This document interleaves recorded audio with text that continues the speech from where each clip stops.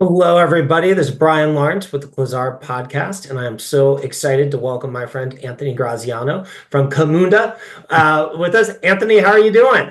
I'm doing well, Brian. Thank you so much for the invite today. Great to see you. You as well. So, can you share with our audience a little bit about the company and what you folks do, and then we'll get into the specifics of your role and what you're doing on Marketplace. Yeah, absolutely. Yeah, Brian, Camunda, we are laser focused on process orchestration. So really, when you think about all the complex tasks and workflows that enterprise customers have to do, we across multiple touch points, across multiple systems, devices, and people, we help those organizations orchestrate all of that so they can receive maximum value from their investments. So now where we're heading with throwing AI on top of that, we have another layer of disruptive technology to help organize work so it really happens seamlessly. So that's really where we're laser focused, and it's an exciting market space to be in right now.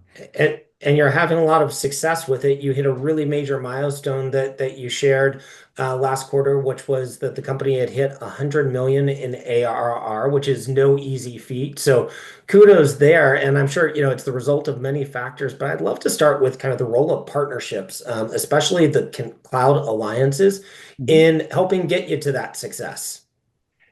Yeah, so we have an outstanding partner team that we are fo focused not only on cloud hyperscalers, but also across GSIs, regional partners, and so on, and tech alliances. So we have an outstanding team that supports our entire partner ecosystem. But as it relates to the cloud and hyperscalers, that's really where I'm focused from a global standpoint, and it's really been a key initiative to how we go to market and build our products and also sell our products. So we've been really focused the last several months with AWS has been primary where we've been leading that charge and have really built a strong relationship with them. Yeah, and it was just a little more than a year ago. I think it was January of 2024 that you went live on AWS. And by October of the same year, you'd already achieved that AWS, very coveted AWS ISV Accelerate status. Can you walk us a little through like the planning and the activities that went into achieving that milestone? Yeah, we launched our AWS Marketplace listing early last year, and we were able to successfully drive enough marketplace opportunities and co-sell opportunities to hit that ISV Accelerate status. Of course, this year with AWS, the ISVA probably means a little less, but it's still something it shows a high level of engagement that we've participated in. So really how we did it, really, we've been fortunate working with a leadership team that's bought in at the top and sees the importance of what we're doing with AWS. So we have bought buy-in from an executive standpoint. And along that, really, AWS hits a number of areas within our organization, right? So operationally, from a product standpoint, from a sales standpoint, from a marketing standpoint, when I came aboard, really focused on what would be the requirements or things that those groups should be responsible for in order to have a successful launch. And so spent a lot of time getting ingrained with all those different groups to make sure that everything from the launch of the marketplace to partnering with Clazar to implementing Clazar, which has been really key to our success, and then also getting out in the field with the sellers, both from an AWS perspective and our team's perspective to work with, the benefit of the customers. So really, it's key, I think, to have all these different parts of the organization involved and as stakeholders within an organization when you're moving as fast as we are, and certainly a lot of other companies are as well. A lot of moving parts. One of the things I would love to hit on with you is that you talked about getting that alignment across like from the exec level. And I think that is so key. And we hear that so consistently. If marketplaces is like a partnership only initiative, it's not set up for success. And you've got different constituencies from, CFO, CEO, all across CRO. Tell us a little bit, if you would, just about like what that looked like and how you got that executive alignment.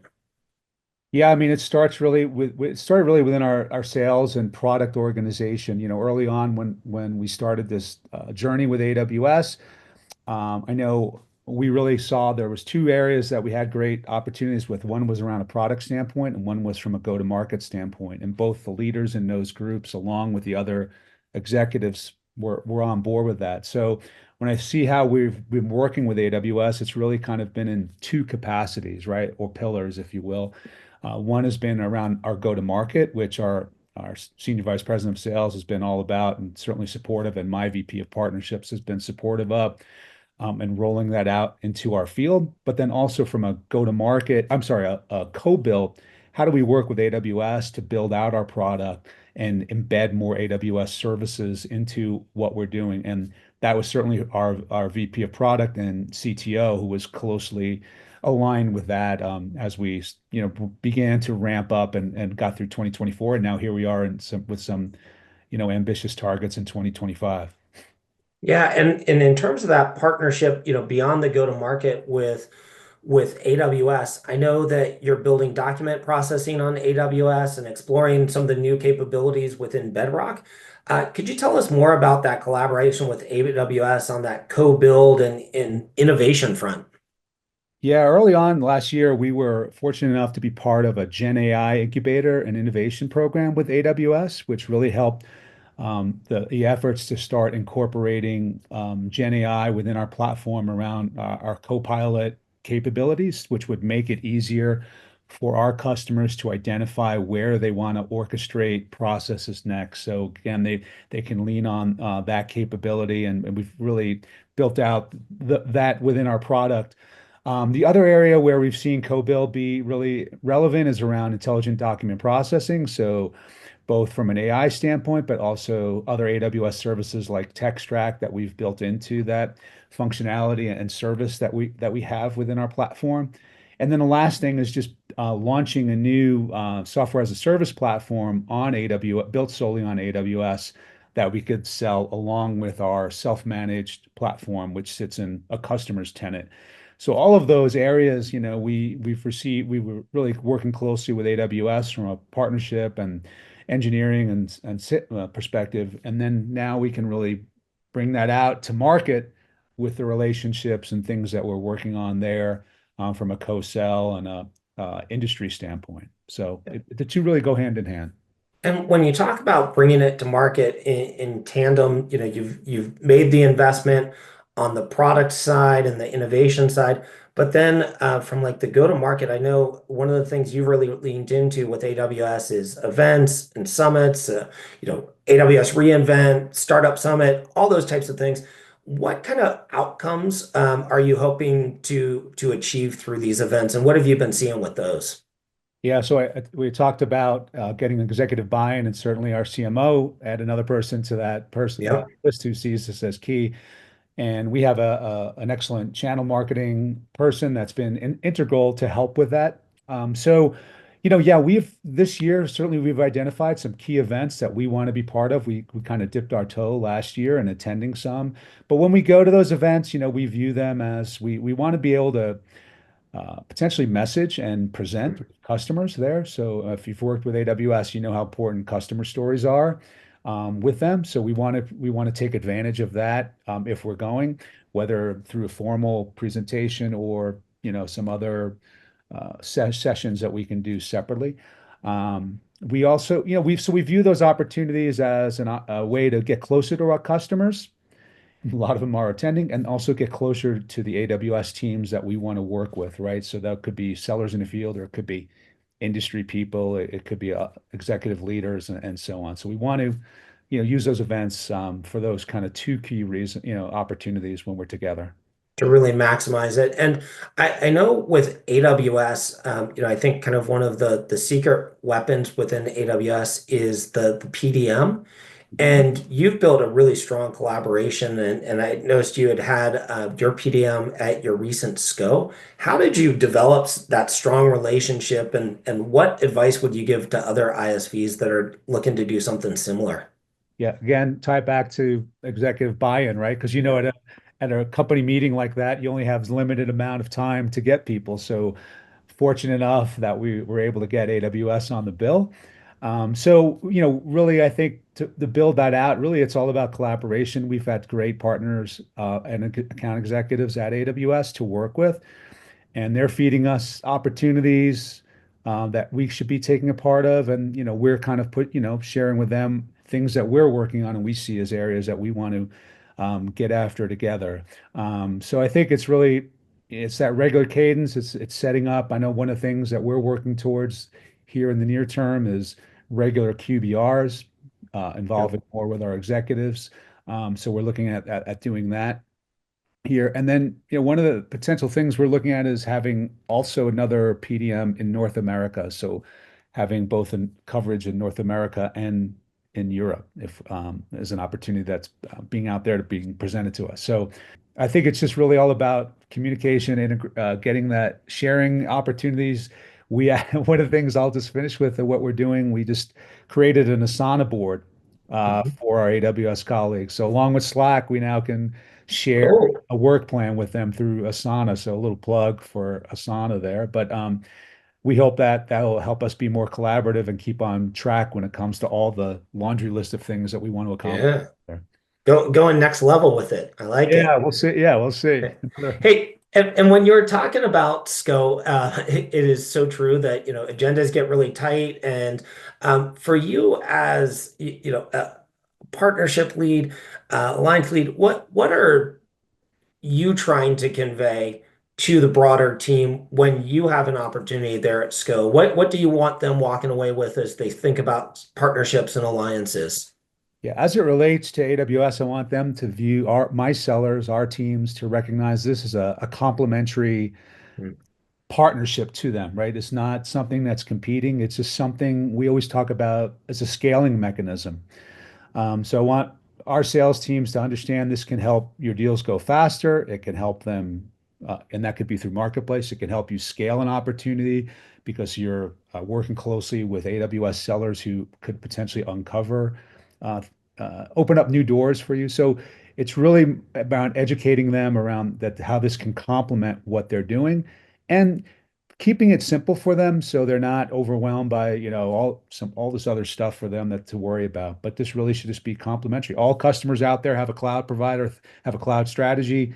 We just want to be tapping into that through what we're doing so we can maximize the investment we're receiving from AWS. Yeah. They were obviously listening. It was obviously working because I know after even just a couple months that you had 70 active co-sell opportunities going with AWS. How do you make sure not just that you hit that metric number, but that there's, along the lines of what you're just saying, going that next level to make sure that it's, you know, uh, adding value for all three sides. It adds value for the customer, adds AWS value, adds value for your own sellers. How did you help create that and make sure ensure that?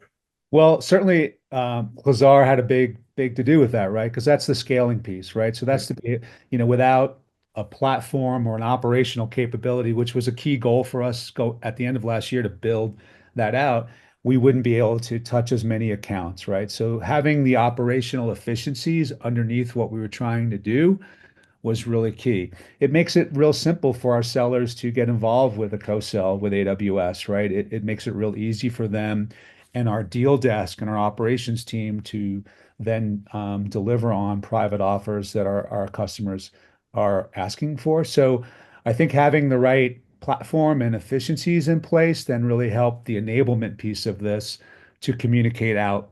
We can do, this is not going to be a heavy lift for you. This is not going to be a burden. This is all an additive to what you're already doing well, but now you can, use this to, be even more successful. So that's kind of how, it's been presented. And I think we can always, there's unlimited opportunities out there for us to partner. And I think it's always driven by what the customer wants at the end, right? So how the customer want to, use our software, how they want to transact, that they're going to make the ultimate decision. So we just want to make it easy for Yeah. And them. I remember Anthony back even before you were a Closar customer talking about like, hey, what are the metrics? What are the milestones? And you had some really clear views of, here's how we're going to measure success. And I think it goes back to also, you've successfully gotten that internal buy-in, but then it's the question of once they've bought in, how do you prove that like this is a good investment? And so share a little of how you've thought about those metrics and milestones along the journey. Yeah, certainly, a big piece of it is around the co-sell opportunities and also marketplace opportunities, right? And we've actually, as part of my strategic objectives going into this year, it's been incorporated into a percentage of our company revenue, right? So we want to do a certain amount of business through the marketplace, through co-sell, that part as part of our business. So it's kind of all tied together, right? So we have visibility full on up around what that should be. So I think that's really important. So those are the key things, but the other things, that we're seeing as important that again help us from a partnership standpoint is just the co-building of solutions together. I think that's really key. And then some other things that we're going to tackle this year, I think on top of the revenue standpoint, is around pursuing joint solutions with our partners. So we work very closely with GSIs and regional partners. So building joint solutions with them and getting them on the marketplace, that will be a key initiative for us. And then, also what we're driving as far as our services on AWS. So is our SaaS platform driving consumption for AWS? Is that, are we doing that at the levels, we want it to be, which shows interest in our product? So I think that's really important. So we'll be looking at that. And the last thing is this around focusing in areas that we're really strong at, financial services and telco. So we'll be pursuing competencies in both those areas with AWS, which I think will give us even greater visibility and areas to, partner together with them. So that's something that are on our radar to target it as milestones to achieve in 2025. And I think we're seeing more and more people who are becoming interested and aware and starting to pursue the competencies with AWS. What Yeah. sort of benefit have you seen? Tell us a little bit about the experience around, focusing on some of the AWS competencies and the benefits with that. We're early on in the pursuit of that and completion of that. For the research and things that I've read about, and what I've gathered is, I think having for one that badge, I think is helpful for not only customers but also within unlocks a number of doors within AWS of who you can potentially work with, right? All those Right. different, in our case, FSI groups or sales teams that we could potentially get aligned with and do marketing programs with and so on. So I think that's how we're initially seeing it. I know there's also some very specific industry events that are available for those, at least telco and FSI, that we'd like to get in front of customers there and present even with our customers there.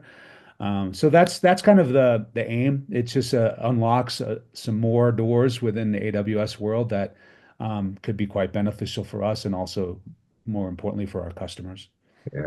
Well, Anthony, thank you so much for being, one, so generous with your time, and two, I mean, it's been an amazing success story. We're happy here at Clazar to have played even a small part in it, but can't wait to see what year two and beyond are going to bring for you. So thank you so much to you and the team.